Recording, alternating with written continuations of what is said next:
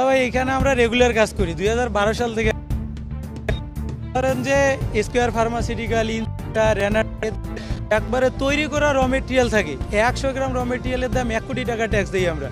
এবং আজকে যেমন আমরা 50টার উপরে বিল ইভেন্টই ফেলছি এবং অ্যাসেসমেন্টও কমপ্লিট করছি।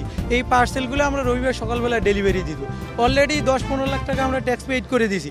এখানে ধরেন ফুড সাপ্লিমেন্ট আছে, কেমিক্যালের সরাসরি তৈরি করা র মেটেরিয়াল আছে, আপনার ব্যাটারি আছে, আপনার কমার্শিয়াল আইটেম আছে, ফুড সাপ্লিমেন্ট আছে, তারপর গার্মেন্টস আইটেম আছে, তারপর হচ্ছে লুব্রিকেন্ট অয়েল আছে, গ্রিজ আছে, নবিয়ারের এমার্জেন্সি মোটর আছে, বড় বড় টেক্সটাইলের ধরো ছোট ছোট পার্টস আছে যেটা ইমার্জেন্সি এক্সপোর্ট কাম ইম্পোর্ট হয়ে আসে, যেটার কারণে কোটি কোটি টাকার টেক্সটাইল মেশিন পড়ে আছে। এখানে আমরা সচরাচর ট্যাক্স দিই। যেমন একটা ইনসেপ্টার যদি 100 গ্রাম কেমিক্যাল আমরা রেডি করি, সেটা ধরা যাচ্ছে যে 10 কোটি টাকার উপরে ট্যাক্স দেয়। আজকে এই কেমিক্যালটা নেই, এখান থেকে শেষ। আর সিএনএফ তো আমরা ট্যাক্স দিয়ে দিছি। গত বৃহস্পতিবার আমরা ট্যাক্স পেড করছি, 5টার মধ্যে গেট বন্ধ হয়েছে। আমরা এটা ডেলিভারি দিতে পারি, এটা আগামী রবিবার সকালবেলা ডেলিভারি। এই পণ্যটা এখন কোথায় পাবো?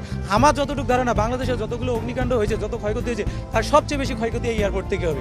কারণ বাজেটটা হয় তার 1/3 ভিতরে 2.5 ভাগে ঢাকা কাস্টম হাউস এবং চট্টগ্রাম কাস্টম হাউস এনবিআরকে এটা চাপানো দেওয়া হয়। আপনার দেখেন মেইন যে মেরুদণ্ডটা, এখান থেকেই ট্যাক্স পেমেন্ট করা হয়। ছোট ছোট যে পণ্যগুলো অ্যাক্সেসরিজ, এগুলোর হিউজ পরিমাণ ট্যাক্স আমরা দিই। তাহলে আমরা কোথা থেকে পাবো দাদা ভাই? এগুলো আমরা যেমন সিএনএফ লক্ষ লক্ষ কোটি কোটি টাকা ট্যাক্স দিয়ে পেড করছি, এগুলো নিতে পারবো না। সেরকম ইম্পোর্টার হাজার হাজার কোটি কোটি টাকা এই সিএনএফকে দেয়, এরাও দিতে পারবে না। কোথা থেকে দিবি আপনিও বলেন? Thank you.